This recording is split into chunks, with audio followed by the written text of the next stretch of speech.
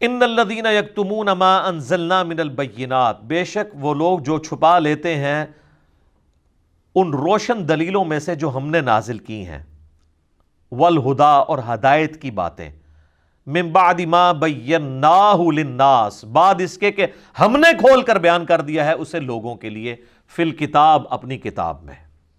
یعنی یہاں پہ ظاہر کتاب سے مراد جو ہے وہ اولڈ ٹیسٹمنٹ اور نیو ٹیسٹمنٹ ہے، یعنی تورات، انجیل، زبور، وہ ساری کتابیں ہیں، صحائف. لیکن ظاہر یہ اللہ تعالیٰ نے یونیورسل ٹروتھ کے طور پہ چیز بتائی ہے. یہ قرآن کی آیات آفاقی ہیں، جسے فٹ اسے گفٹ. اولئک یلعنہم اللہ ویلعنہم اللاعنون، ایسے لوگ جو حق کو چھپا لیتے ہیں ان پر اللہ کی لعنت اور تمام لعنت کرنے والوں کی لعنت ہے. استغفر اللہ واتوب الیہ من کل ذنب واتوب الیہ الا الذین تابوا، ہاں ان میں سے جو لوگ توبہ کی روش اختیار کر لیں گے، وَأَصْلَحُوا، اور اپنی اصلاح کر لیں گے. اور صرف توبہ اور اصلاح سے کام نہیں چلے گا کہ یار میں نے جو حق چھپایا ہوا تھا میں توبہ کرتا ہوں، نہیں، بتانا بھی ہوگا کیا چھپایا تھا. وَبَيَّنُوا، اور بیان بھی کر دے جو کچھ اس نے چھپایا ہوا تھا.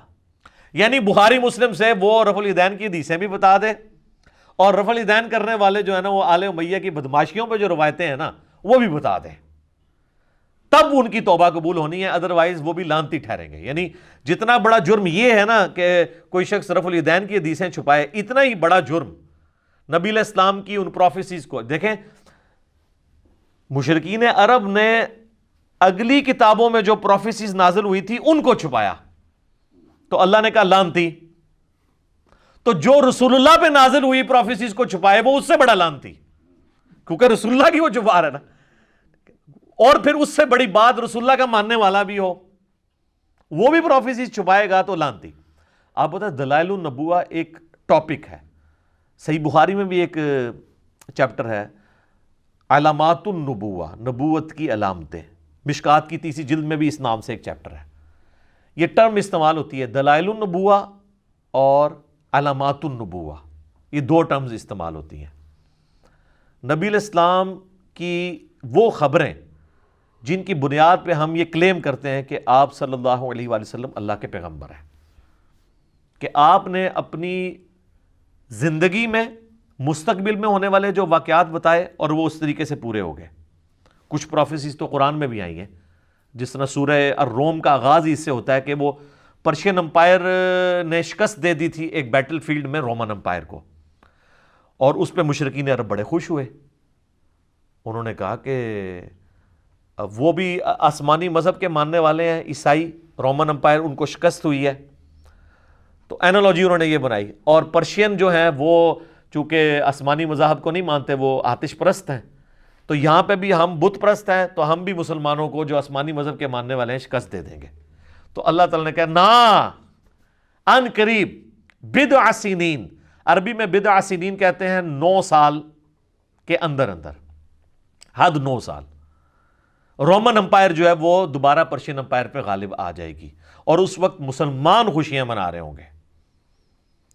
تو بلکہ جب یہ آیات نازل ہوئی تو حضرت ابوبکر نے شرط لگا دی 3 سال کے اوپر کہ 3 سال کے اندر. تو نبی علیہ السلام نے فرمایا 3 سال نہیں، بضع سنین جو ہے وہ 9 سال تک کے لیے آتا ہے، تم 9 سال کے اوپر لگاؤ. اس وقت شرط لگانا جائز تھا اور وہ جیت بھی گئے پھر شرط حضرت ابوبکر صدیق رضی اللہ عنہ کو. واقعی پھر فتح بھی ہو گئی. یہ تو خیر اس وقت تو یہ لوگ یہ دیکھ رہے تھے کہ یار، وہ دیکھتے تھے کہ جناب رومن اور پرشین کی آپس میں ٹسل ہو رہی ہیں، ایک دوسرے پہ غالب آتا ہے، دوسرا اس پہ غالب آتا ہے.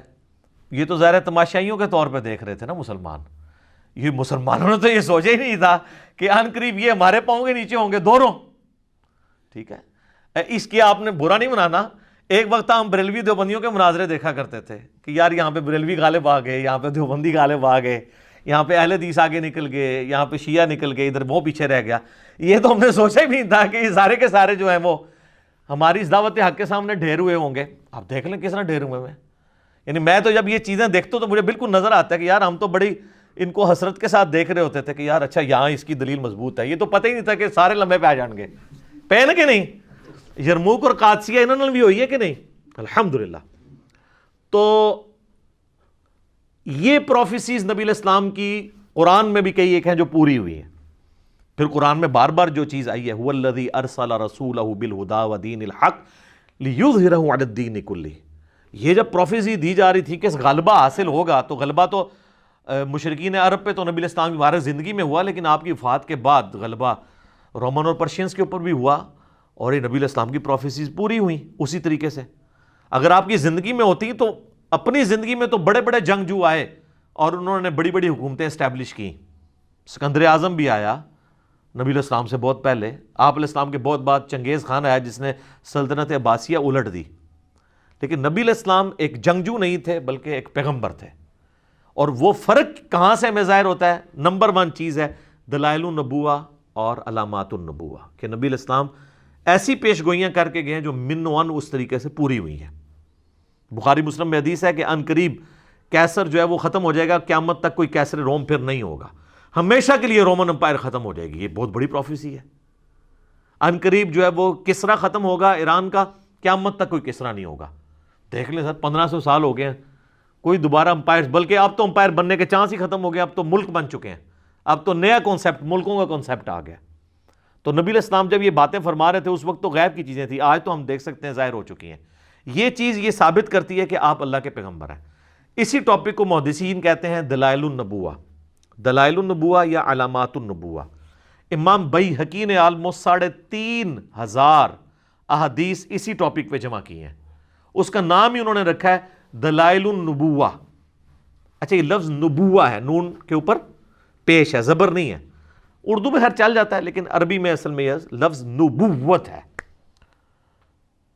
تو ختم نبوت لفظ ہوگا، نبوت نہیں ہے، نون پہ بھی پیش اور با پہ بھی پیش. تو دلائل النبوہ جو کتاب ہے 3500 احادیث ہیں، اس میں انہوں نے ثابت کیا کہ نبی علیہ السلام نے کون کون سی پیش گوئیاں کی.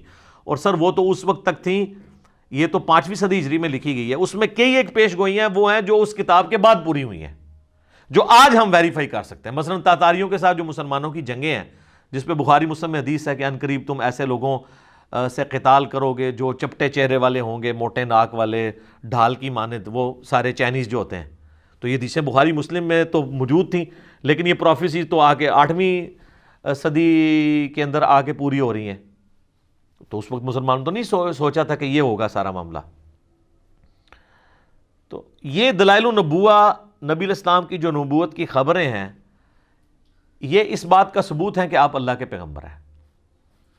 کیونکہ کسی اور جنگجو نے کبھی یہ پیش گوئی نہیں کی ہے کہ میرے بعد یہ ہوگا اور وہ اس طریقے سے ہو جائے.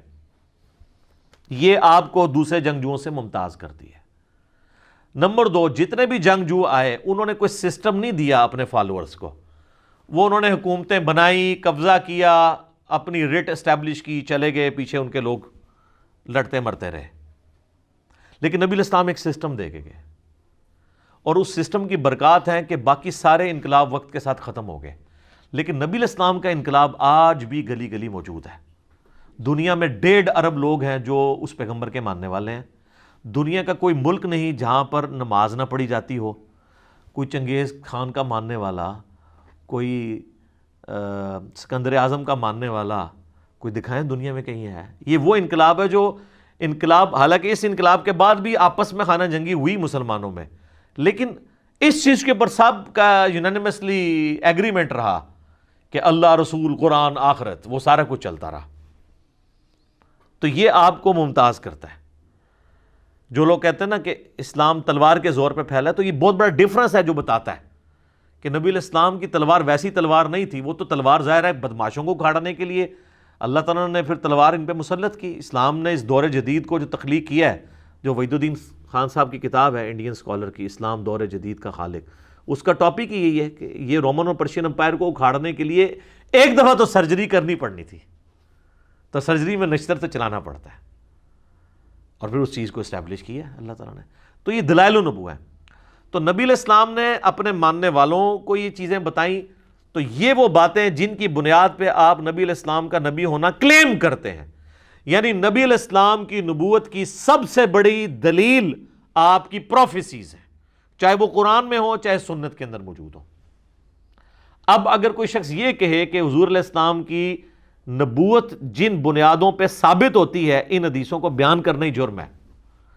تو اس کا مطلب کیا ہے کہ وہ رسول اللہ کا پکا گستاخ ہے اور نبی علیہ السلام کا دشمن ہے, آپ کی نبوت کا دشمن ہے, پلس وہ آپ کو یہ بتانا چاہتا ہے کہ وہ نبی علیہ السلام سے زیادہ سمجھدار ہے, کیونکہ نبی علیہ السلام نے جو اپنی امت کو غیب کی خبریں بتائی ہیں کہ یہ ہوگا, اور اس کی بنیاد پہ آپ نے نبی کو نبی کلیم کیا, وہ شخص آپ کو کہنا چاہ رہا ہے کہ نبی علیہ السلام کو یہ باتیں نہیں کرنی چاہیے تھی, تو اس کا تو ایمان ہی سٹیک پہ لگ جائے گا.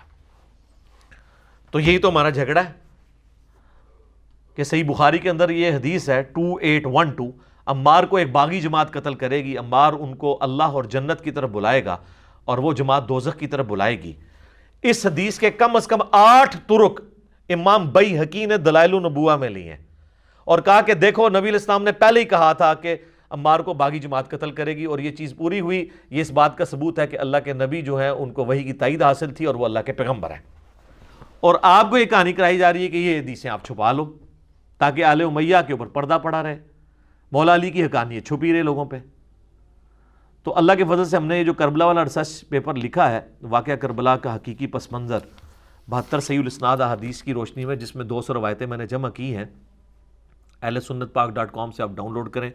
اردو میں بھی ہے, عربی میں بھی ہے, انگلش میں بھی, ہندی میں بھی. مین سٹریم کی کتابیں اکثر بخاری مسلم سے احادیث ہیں, اور ادر دین بخاری مسلم میں کوئی ایک حدیث بھی ایسی نہیں ہے جس پہ دور حاضر کے بڑے بڑے محدثین, چاہے وہ شیخ البانی ہوں, شیخ زبیر لیزئی ہوں, شیخ شعیب آرنوت ہوں رحمہم اللہ اجمعین, ان کی تحکیم نہ لگی ہوئی ہو.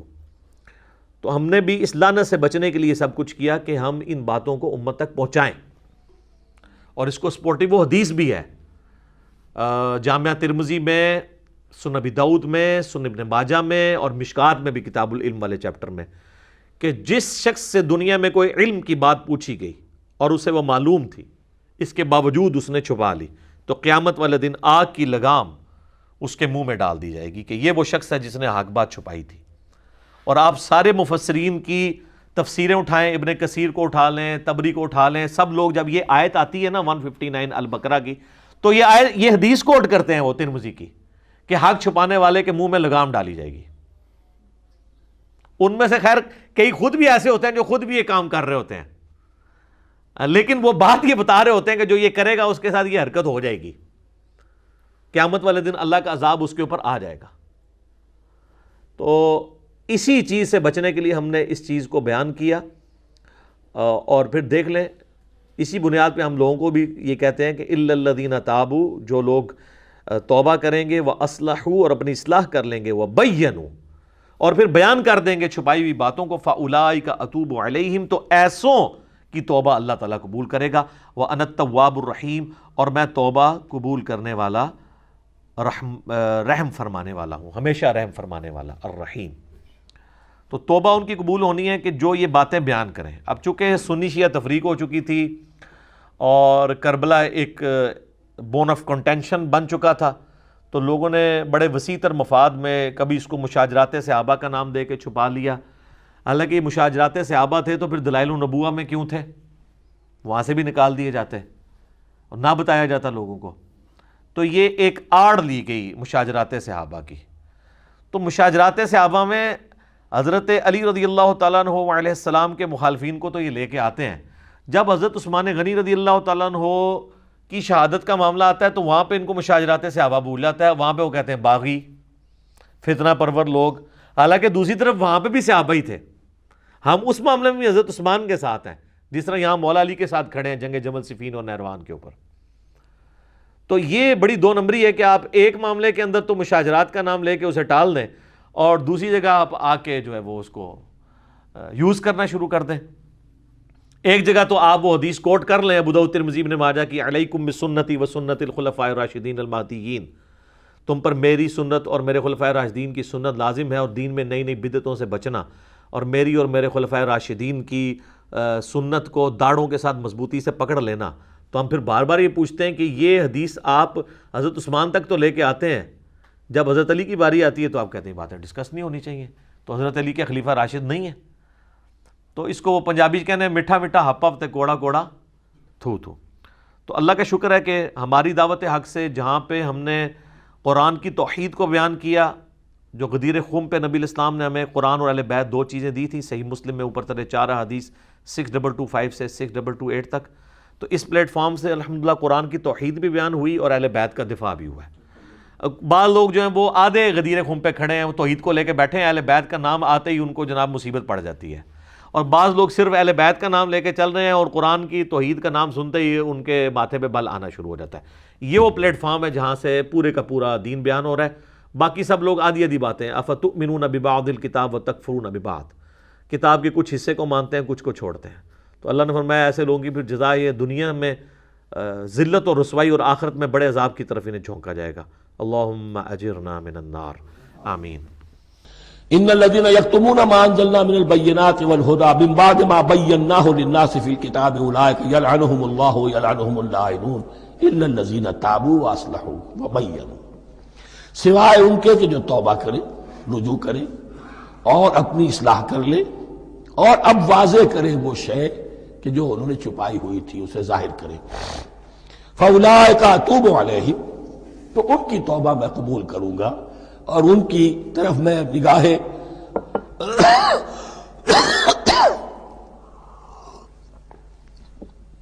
نگاہ التفات میں اپنی پھر ان کی طرف متوجہ کر دوں گا۔ وَأَنَا التَّوَّابُ الرَّحِيمُ، اور میں تو ہوں ہی توبہ کا قبول کرنے والا اور رحم فرمانے والا۔